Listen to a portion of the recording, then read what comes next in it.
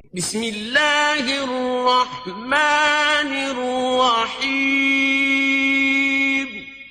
اللہ کے نام سے شروع جو نہایت مہربان رحم والا.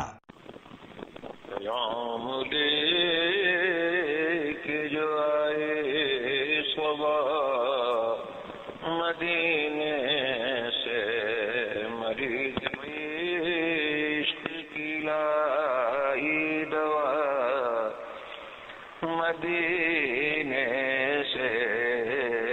آقا کریم علیہ السلام مسجد میں تشریف لائے. آقا علیہ السلام نے دیکھا ایک نمازی نے نماز ادا کی اور نماز ادا کرنے کے فوراً بعد دعا شروع کی. تو آقا علیہ السلام نے فرمایا کہ اے نمازی تو نے جلدی کی. تو نے جلدی کی. عرض کی حضور میں کیا کرتا, مجھے تعلیم فرمائیے, مجھے کیا کرنا چاہیے تھا. آقا علیہ السلام نے ارشاد فرمایا کہ جب نماز ادا کر لو پھر اسی جگہ پہ بیٹھے ہوئے پہلے اللہ کا ذکر کرو اور پھر میرے اوپر درود پڑھو. اس کے بعد تم جو مانگو گے رب تمہیں عطا فرمائے گا. رب تمہیں عطا فرمائے گا. آج کل ہماری بھی حالت کچھ ایسی ہے. آج کل ہم بھی نماز پڑھتے ہیں اور نماز کے بعد ہم دعا بھی پوری طرح نہیں مانتے. اکثریت آپ دیکھیں گے کہ دائیں بائیں سلام کیا اور بس صرف یہ, اس کے علاوہ کچھ نہیں. حالانکہ آقا کریم علیہ السلام کا ارشاد گرامی ہے. آقا فرماتے ہیں کہ الدعاء مخ العبادہ. فرمایا کہ دعا عبادت کا مغز ہے. عبادت کا مغز ہے. ہم سب دعا کرتے ہیں یا اللہ میرے رزق میں اضافہ فرما, یا اللہ میری مشکل آسان فرما, یا اللہ میری بیماری دور فرما, میری تنگدستی دور فرما, مجھے خوشحالی عطا فرما. ہم دعائیں مانگا کرتے ہیں لیکن دعا کا جو طریقہ ہے وہ ہم نے چھوڑ دیا. دعا کا طریقہ کیا ہے؟ دعا کا طریقہ یہ ہے. آقا علیہ السلام ارشاد فرماتے ہیں, فرمایا دعا مانگو تو دعا سے پہلے بھی مجھ پہ درود پڑھو, دعا کے بعد بھی مجھ پہ درود پڑھو. پہلے بھی درود اور بعد میں بھی درود.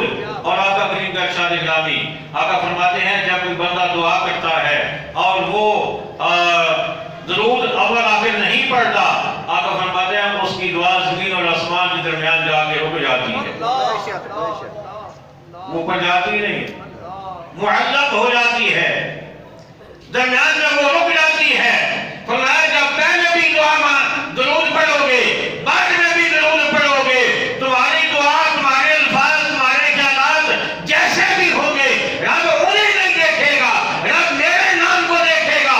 جو ادھر بھی لگا ہوا ہے, جو ادھر بھی لگا ہوا ہے, رب میرے نام کے تصدق میں تمہاری دعا کو قبول فرما. میرے نام کی برکت سے.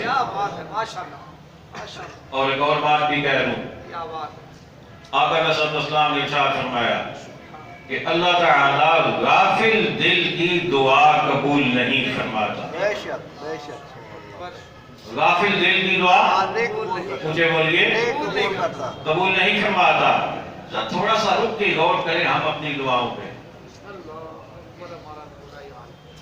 غافل دل کی دعا کیا ہوتی ہے؟ ہم زبان سے مانگ رہے ہیں لیکن ہمارا خیال کہیں اور ہے. اسی کو غافل دل کہتے ہیں. جس سے مانگ رہے ہیں اس کا خیال ذہن میں نہیں ہے, اور جب مانگ رہے ہیں تو اس وقت ہمارے اوپر اس ذات کی جو عظمت ہے وہ نہ ہمارے چہرے سے عیاں ہے نہ ہمارے الفاظ سے عیاں. تو کیسے دعا قبول ہوگی؟ آقا نے فرما دیا ہے, فرمایا کہ غافل دل کی دعا قبول نہیں ہوتی. آپ دیکھیں نا, غالباً پچھلے جمعے میں بھی بات ہوئی تھی, آج پھر بات آ گئی کہ جب ہم نے کسی دنیا دار سے مانگنا ہو تو ہم کیسے بادب کھڑے ہوتے ہیں, ہم کیسے بادامیز کھڑے ہوتے ہیں, ہم کیسے لجاجت اور عاجزی والا لہجہ اپناتے ہیں. دنیا دار سے کسی سے قرض بھی لینا ہو نا 2-4 ہزار تو ہم اس کے سامنے راجہ صاحب بڑی مجبوری مہربانی کرو، ہمارا انداز دیکھنے والا ہوتا ہے.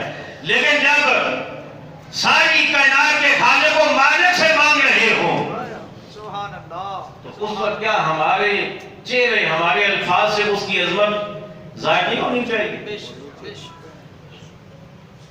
تو مانگنے کا ڈھنگ آنا چاہیے. اچھا ایک اور بات، بڑی خوبصورت بات آپ نے بھی دیکھا ہوگا، ہر کوئی مشاہدہ کرتا ہے کہ بندہ جتنا غریب ہوتا ہے نا اس کی دعا اتنی زیادہ ہمیں اچھی نظر آتی ہے، اللہ ماشاء اللہ اور کوئی جتنا امیر ہوتا جاتا ہے الا ماشاء اللہ کوئی ان کی دعا میں بھی ہمیں وہ ان کا امیرانہ پن نظر آتا ہے. اس پہ غور کیجئے گا. بے شک بے شک آپ کسی تعزیت کے لیے جائیں نا، کوئی آدمی فوت ہو جائے، وہاں پہ جب دعا ہوتی ہے، غریب آدمی جب دعا کرے گا اس کے ہاتھ باقاعدہ یوں ہوں گے، وہ دعا ختم ہونے کے بعد باقاعدہ چہرے پہ ہاتھ پھیرے گا، لیکن امیروں کے ہاتھ یہاں سے اوپر نہیں ہوتے. بے شک ایسا ہی دیکھا ہے میں نے. غور کیجئے گا، یہاں سے اوپر نہیں اور یہیں سے یہ چہرے تک ہاتھ جاتا ہی نہیں ہے. میں کسی پہ تنقید نہیں کر رہا، میں اصلاح کرنا چاہتا ہوں، سب سے پہلے اپنی اور پھر ساتھ آپ کی بھی. سبحان اللہ سبحان اللہ ماشاء اللہ. دعا کا مطلب کیا ہے؟ دعا کا مطلب رب سے مانگ رہے ہیں. سبحان اللہ. دعا کا مطلب کیا؟ رب سے مانگ، مجھے بولیے نا، رب سے مانگ رہے. رب سے مانگے بندہ اور انداز اس کا ایسا ہو، ہائے اور جب دعا ختم ہو جائے تو چہرے تک ہاتھ بھی نہ جائیں، ادھر سے یوں. اب دعا کا مطلب کیا ہے؟ اب دیکھیے چلے بات اب چل رہی ہے تو چل رہے ہیں، کیونکہ مقصد اصلاح کا ہے. سبحان اللہ. آقا کریم علیہ السلام جب دعا فرماتے، صحابہ کرام فرماتے ہیں کہ آقا علیہ السلام کی یہ جو بغل کی سفیدی ہے یہ بھی ہمیں نظر آتی. سبحان اللہ. ایسے آقا ہاتھ اونچے ہاتھ اٹھاتے تھے، سبحان اللہ. ہاتھ بلند کرتے تھے، اور دعا کا ایک ادب یہ بھی ہے کہ ہاتھ ملا کے نہیں، ہاتھ کھول کے رکھیں، ہاتھ اونچے کر کے رکھیں. ملا کے اس لیے نہیں، جب زیادہ لینا ہو تو ہاتھوں کو زیادہ کھولتے ہیں، جب تھوڑا لینا ہو نا، چیز چھوٹی ہو، جو چیز آپ نے لینی ہے تو آپ ایک ہاتھ ایسے آگے کر دیں گے، جب تھوڑی سی بڑی ہو تو آپ 2 ہاتھ ایسے ملا کے کر دیں گے، جب اور بڑی ہو تو آپ ایسے کر کے اس کو پکڑیں گے. اب جتنا آپ نے رب سے لینا ہے آپ اتنے ہاتھ پھیلا لیجئے. سبحان اللہ ماشاء اللہ. سبحان اللہ. اللہ اکبر. مانگنے کا انداز اور دعا عبادت کا مغز ہے. جب ہم عبادت کرتے ہیں نا، ہم نماز پڑھتے ہیں، ہم کوئی بھی اچھا کام کرتے ہیں، اس وقت اللہ کی رحمت ہمارے اوپر زیادہ متوجہ ہوتی ہے. سبحان اللہ. اس وقت رب کی رحمت زیادہ ہماری طرف متوجہ ہوتی ہے، اور اس وقت جب رحمت خود آنا چاہتی ہے اس وقت ہم دعا کریں ہی نہیں اور اٹھ کے چلے جائیں. ہم نے نماز پڑھی، رب کی رحمت متوجہ ہو گئی. ہم نے اچھا کام کیا، ہم نے تلاوت کی، ہم نے دروشی پڑھا، ہم نے تسبیح پڑھی، ہم نے کچھ بھی کیا، رب کی رحمت ہماری جانب متوجہ ہو گئی. اب رب کی رحمت آنا چاہتی ہے، رب دینا چاہتا ہے، اور ہم نے دائیں بائیں سلام پھیرا اور دعا کی نہیں.